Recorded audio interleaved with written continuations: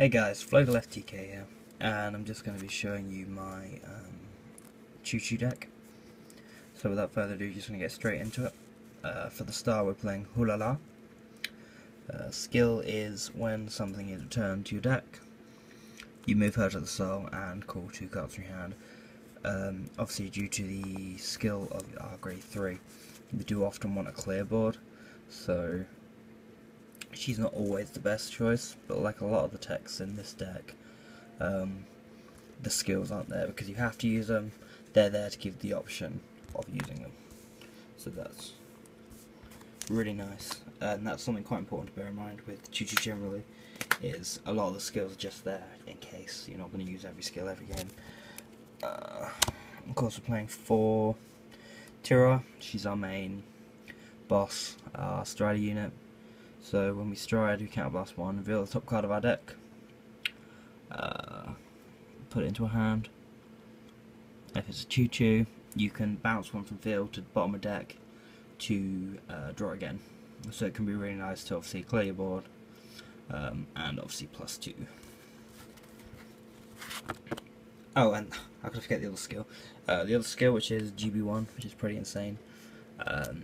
If you have 1 or less units, you can stride for free. So I can't believe I forgot that. Pretty bust. It does limit us in terms of we have to clear our field if we want to stride for free, but it's not a problem with this deck. A lot of the cards, such as our other grade 3, are literally here to bounce stuff back to the deck. Mertz, her skill is where when she attacks, you move another rear guard to the bottom of your deck, and then you can call something from your hand and it gains 4k. So again, it works with that theme. You get an extra attack, or you're just bouncing something to clear your field ready for your next turn. That's something I do kind of like about this deck. You do kind of have to play it a bit more like a Yu-Gi-Oh deck, where you're not just making all your big explosive plays and then just sort of defending and then going again. You really do have to sort of choose as and when you're going to attack, when you're going in hard and when you need to hold back a little bit. So there is something of a skill curve in it, but not massive. Alrighty, so then we have for Ayana. Her skill is we can blast put on the bottom of the deck. When another Chou Chou is put at the bottom of the deck, we draw and call 1. So she basically from counter blast replaces herself, gives you an extra attack, gives you draw. She's really nice. Again, same with the starter. We're not always going to want to use that skill, but when we do, it's an extra attack. This is where my build slightly differs from a couple of builds I've seen, and it's the same as some of the other ones. It's the Stella.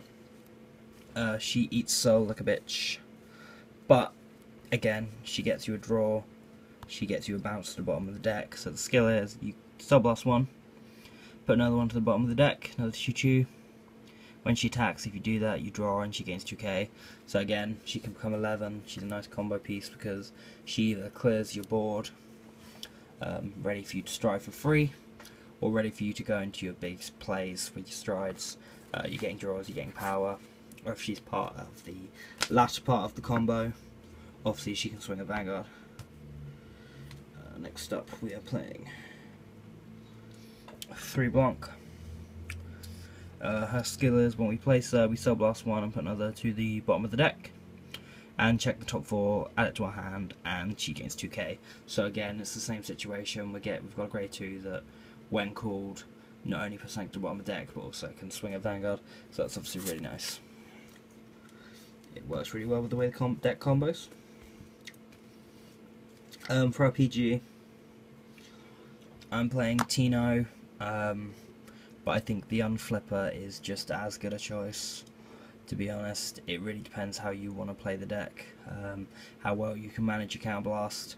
If you are managing it alright, obviously this is a free bounce, because when another unit bounces, you counterblast, put 1 copy of her to the bottom and then the other from drop into hand.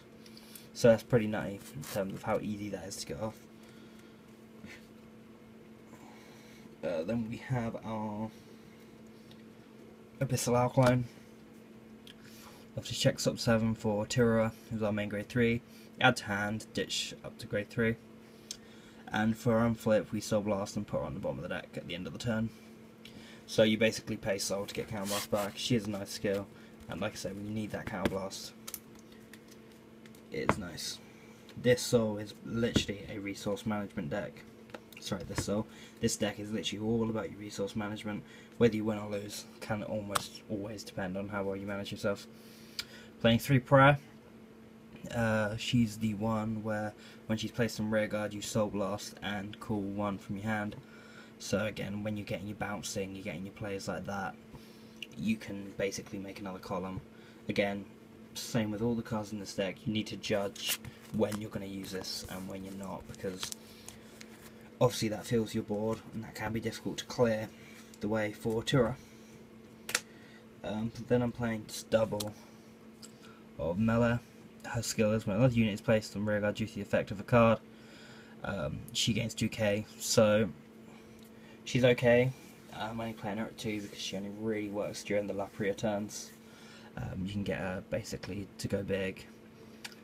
She's mainly just there because you have to play all Chou Chous in the deck, and AK Vanilla's are garbage, and stuff you have to call behind your Vanguard and Counter Blast is also pretty garbage. Alrighty, so then this is kind of a personal choice, but some people like it, some people hate it. I'm playing 2 of the Stride Assist. Obviously we don't play any Loris cards, so it's literally just for the Stride Assist skill. Yes, we have a Vanguard who can help us stride for free, but, you know, I also play Bramwen in my Luard deck. It's just literally the times when you can't, or again, like if you've called your full board because you're going in, because you know you can get a lot of advantage from it. You want to be able to stride that next turn.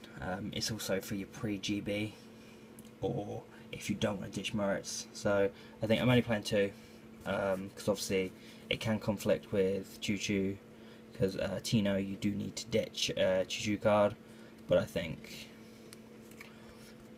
I have yet to play a game where I've lost because I can't BG because I've got a Shandy in my hand. Onto my trays. Obviously we got a crap. Annoying late Counter Blasts, but essentially, yeah, you Counter Blast, put her into the soul and call an extra 1 when another unit, at the end of the turn your Vanguard attacks.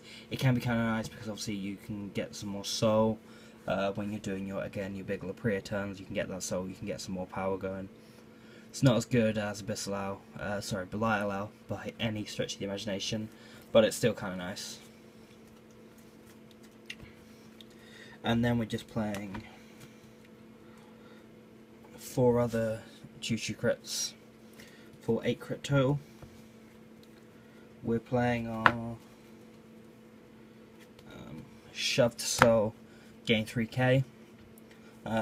Soul is an issue in this deck. 3k can boost numbers, I guess, but because you're multi-attacking, it happens during the battle phase.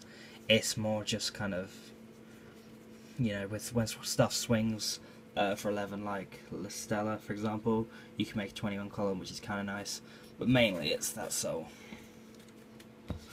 And we're just playing, obviously, Chou Chou heal because we have to. Alright, moving on to the strides. Play 4, except I've just dropped 1. We're playing 4 of the MVP Lapria. Really versatile and strong card. Because of the nature of her ability, you can play her as a first stride or early game, early to mid, into your late game where she'll be really strong. So the skill is you Counter Blast 1. At the end of the battle that she's attacked, you Persona Flip. Oh, sorry, when she attacks, you Persona Flip. Choose 2 rear guards for each face-up card in your G-zone. Put them on your bottom of your deck. And draw the same number of cards. Plus, you sent back +1 for your Chou Chou heart, and obviously our only grade 3 is a Chou Chou, so you're always going to get that +1 draw. And then if you draw 4 or more cards, you can call up to 5. It can work early game because obviously if you've called a field to kind of attack and put pressure on, you can first stride into her. Obviously you're going to put back whatever you've called, you're always going to get that extra draw anyway, so it's always going to be nice. And you can swing, get plays, get power, you know, get your calls going, multi-attack, just a really versatile, strong card. There aren't the situations where you stride her first. You've got to kind of take it game by game. It's that kind of deck. It isn't simply like you always stride into this first or you never stride into this first. You really have to read the game and sort of understand what's going on and when the right time to go into it. So obviously because she is a persona flipper, you do only have 2 charges of her. So you either kind of have to win quick or get lots of crits. I've cut my Olivia's down to 2. I was originally trying 4, but because of the count blast and because a lot of our effects go off when stuff's bounced to the bottom of the deck, she is literally just for the multi-attack and the crit. We don't really get benefit from bouncing back to the hand. That's much more to do with Loris, but she's still really strong. Any stride that gets straight crit is strong. Then we're playing 1 Ange. This is our beautiful anti-link Joker card. Some people play more than one. I played a whole tournament. Admittedly it was only 5 rounds, but I didn't go into her once.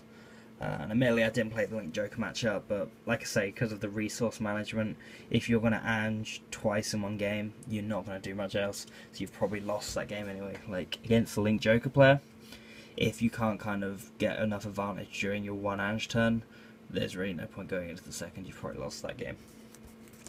But yeah, she's really good. For those who don't know the skill, you count blast 2 and flip anything up. She says persona flip, but that's a misprint. So yeah, you flip anything up, choose any number of players' cards in any circle other than Vanguard and return to your hand. She gains 5k for each. If you return 4, you draw a card. And if you both players combined number of cards return to 7, she gets an extra drive, so she's really nice. Obviously against Link Joker, you target the circle. For those who don't understand how she works, because she targets the circle and not the card, the circle's still there, and even though the card's locked, it can still target. It's a weird wording. It doesn't make heaps of sense, but Bushy have ruled that she does unlock, because technically she returns it to the hand, which doesn't unlock, or something dumb like that. Alrighty. We're going to be playing 2 Lila now. She's literally just on hit. Either return 1 to your hand or put it to the bottom of the deck and draw 2. It's really nice. As a first stride, it's really good because you put in that high pressure on. They know you don't care if you return stuff to the bottom of your deck. They don't want you to draw 2. As simple as that. It's just really nice.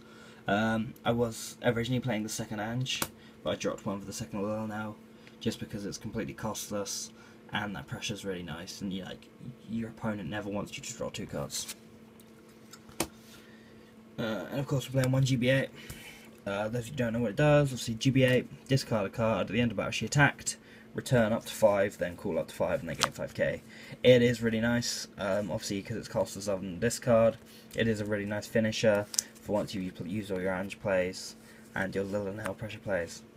And it's GB8, so you have to play it.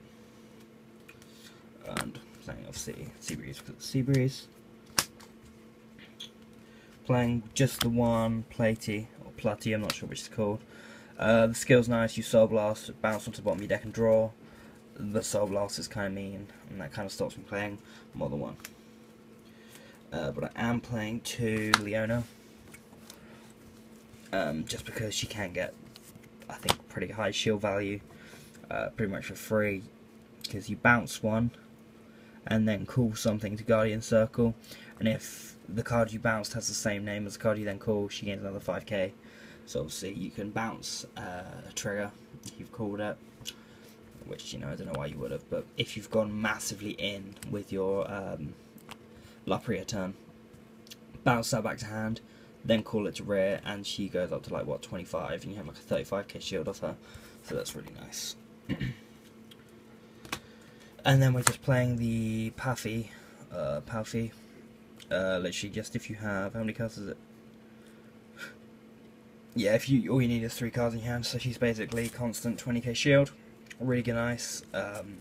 This can obviously set up your GB1 for Tira, so you can do it potentially in your first turn if you go in second. Yeah, if you get in second. And obviously, when we move to triangle, you're always going to have 3 or more cards in your hand, so it's just really nice. And then the final card is Sandy. I've considered bumping Sandy up to 2, but I'm keeping her as she is at the moment, just because it can sort of help just to push you to that GB8. because a lot of our stuff flips, but I'm going into Lila now, more than what GB8 wants, so I'm considering going up to her, so I would probably drop a Leona for her. Yeah, so that is my Chou Chou deck. If you guys have any questions, let me know. I do have some spare bits if you're interested, so just drop me a message or comment down below. My record with it at the moment, it goes a locals sort of mid to low top.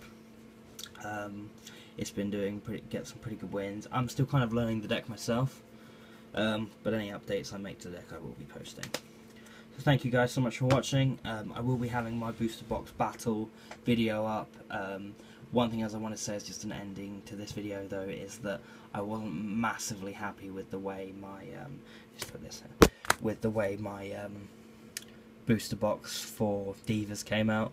I'm going to go into a little more detail about that in a video to come, and also kind of my review of the set and the cost and pricing of Vanguard in general. But that'll come in another video. For now guys, thank you so much for watching. I hope this video was helpful for you, and I'll see you in the next video.